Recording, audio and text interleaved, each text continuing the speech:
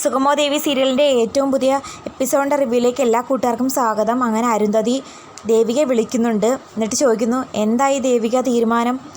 ഇലക്ഷന് മത്സരിക്കുകയല്ലേ അതോ പിന്മാറുകയാണോ? പിന്മാറുക മേഡം, എനിക്കൊരിക്കലും എൻ്റെ അമ്മായിയമ്മയ്ക്കെതിരെ മത്സരിക്കാനാകില്ല. എനിക്കറിയാമായിരുന്നു ദേവിക ഇങ്ങനൊരു തീരുമാനം എടുക്കുള്ളെന്ന്.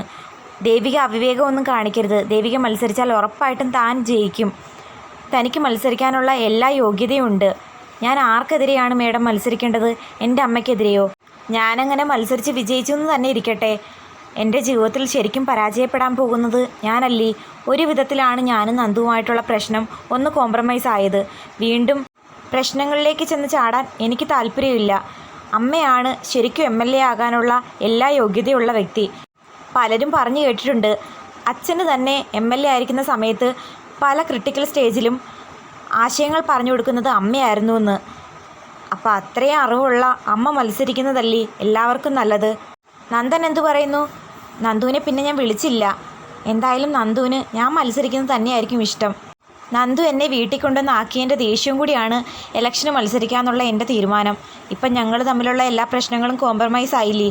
വീണ്ടും എൻ്റെ ജീവിതം ഇലക്ഷന് മത്സരിച്ചതിൻ്റെ പേരിൽ പ്രശ്നങ്ങളിലേക്ക് കൊണ്ടുവന്നാക്കാൻ ആഗ്രഹിക്കുന്നില്ല എന്ന് പറയുമ്പം അരുന്ധതി മനസ്സിൽ വിചാരിക്കുന്നുണ്ട്, അവർ തമ്മിലുള്ള പ്രശ്നം കോംപ്രമൈസ് ആക്കിയത് എനിക്ക് തന്നെ വിനയായോ? വോട്ട് കഴിയുന്നത് വരെ എന്തായാലും അവർ തമ്മിലുള്ള പ്രശ്നം കോംപ്രമൈസ് ആക്കേണ്ടിയിരുന്നില്ല. അമ്മായിയമ്മയോടും ഭർത്താവിനോടുള്ള വിരോധത്തിൽ അവൾ മത്സരിക്കാൻ മുന്നിട്ട് നിന്നേനെ. മേഡം എന്താ ഒന്നും മിണ്ടാത്തത്? ഒന്നുമില്ല ദേവിക. ദേവികയുടെ ഇഷ്ടം പോലെ എന്താണെന്ന് വെച്ചാൽ നടക്കട്ടെ. അപ്പം ദേവിക പറയുന്നുണ്ട്, ഞാൻ വിജയിച്ച് കാണാൻ വേണ്ടിയിട്ട് മേഡം ഒരുപാട് പ്രയത്നിച്ചിട്ടുണ്ടെന്നുള്ള കാര്യം എനിക്ക് നന്നായിട്ട് അറിയാം. എങ്കിലും എൻ്റെ അമ്മയെ വെറുപ്പിച്ചുകൊണ്ട് ആ വീട്ടിൽ എനിക്ക് മുന്നോട്ട് ജീവിക്കാൻ പറ്റില്ല. ഒരു സമാധാനപരമായ ജീവിതത്തിന് വേണ്ടിയിട്ട് ഞാൻ ഈ ഇലക്ഷനിൽ നിന്ന് പിന്മാറാൻ തന്നെ തീരുമാനിച്ചിരിക്കുന്നു. ഗിരീഷേട്ടനും ശാരികയൊക്കെ പറയുന്നത് ഞാൻ തന്നെ മത്സരിക്കണമെന്നാണ്. പക്ഷേ അമ്മയ്ക്കും അച്ഛനും അമ്മയ്ക്കെതിരെ മത്സരിച്ച് കഴിഞ്ഞാൽ എൻ്റെ മുന്നോട്ടുള്ള ജീവിതം എങ്ങനെയാകുമെന്നുള്ള പേടിയുണ്ട്. ദേവിക, എനിക്കൊരു കോൾ വരുന്നു, ഞാൻ പിന്നീട് വിളിക്കാമെന്ന് പറഞ്ഞിട്ട് അരുന്ധതിയാണെങ്കിൽ കോൾ കട്ട് ചെയ്യുന്നുണ്ട്. അപ്പോൾ CPയും ത്യാഗരാജനും അവിടെ ഉണ്ടായിരുന്നു. അവർ ചോദിക്കുന്നുണ്ട്, എന്തായി മേഡം? അവൾ ഇലക്ഷനിൽ നിന്ന് പിന്മാറാൻ തീരുമാനിച്ചിരിക്കുന്നു പോലും. ഒരിക്കലും ദേവിക പിന്മാറാൻ പാടില്ല. പ്രഭാവതി മത്സരിക്കാനും പാടില്ല. പ്രഭാവതി മത്സരിക്കുന്നതിന് മുമ്പിട്ട് അവളുടെ കാര്യത്തിൽ എനിക്ക് ചില തീരുമാനങ്ങൾ എടുക്കാനുണ്ട് എന്ന് പറഞ്ഞുകൊണ്ട് അരുന്ധതി അങ്ങ് പോകുമ്പോഴത്തേക്കും CPയും ത്യാഗരാജനും ആകെ അങ്ങ് ഷോക്കായി നിൽക്കുന്നുണ്ട്. ചില പ്ലാനുകളൊക്കെ തയ്യാറാക്കുന്നുണ്ട്.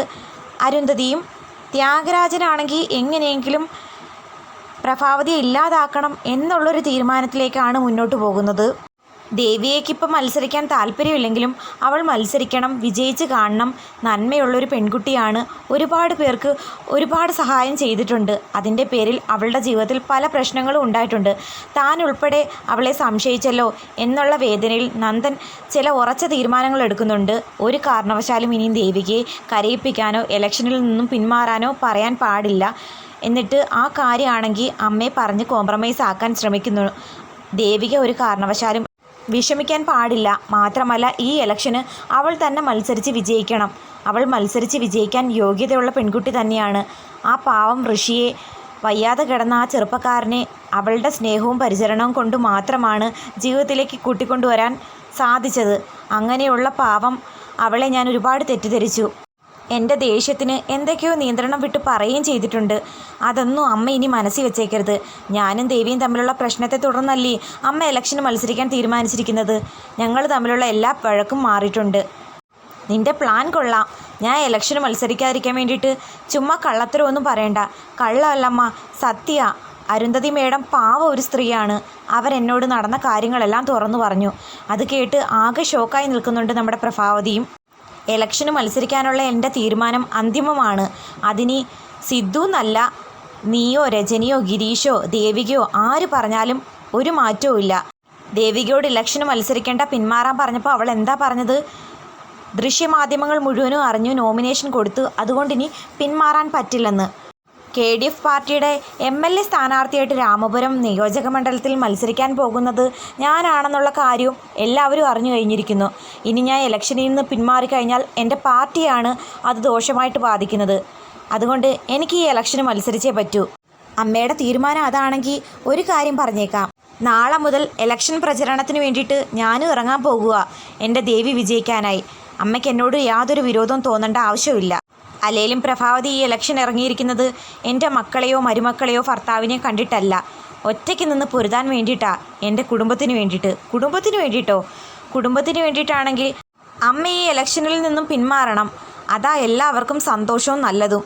ഒരു വീട്ടിൽ 2 സ്ഥാനാർത്ഥികൾ, അതും അമ്മായിയമ്മയും മരുമകളും പരസ്പരം പോര് വിളിക്കുന്നു എന്ന് പറഞ്ഞാൽ എന്തൊരു നാണക്കേടാ. അത്രയ്ക്ക് നാണക്കേടാണെങ്കിൽ ദേവികയോട് മത്സരിക്കേണ്ടെന്ന് പറ നീ.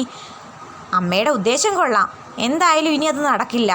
സ്വന്തം വീട്ടിൽ തന്നെ പ്രഭാവതിക്ക് ശത്രുക്കളുടെ എണ്ണം കൂടി വരുവാണ്. സിദ്ധു, നന്ദൻ, ദേവിക, രജനിയും ഗിരീഷും പ്രഭാവതിക്ക് അനുകൂലമായി സംസാരിക്കുന്നുണ്ടെങ്കിലും അവരുടെ മനസ്സിലും ദേവിക വിജയിച്ച് കാണാനാണ് ആഗ്രഹിക്കുന്നതെന്നുള്ള കാര്യം പ്രഭാവതിക്ക് വ്യക്തമായിട്ടറിയാം. എങ്കിലും അവരുടെ ആരുടെയും മുഖം പ്രഭാവതി ഇപ്പം കണക്കാക്കുന്നില്ല. തൻ്റെ ശത്രുവിനെ തോൽപ്പിക്കുക എന്നൊറ്റ വിചാരം മാത്രമേ ഉള്ളൂ.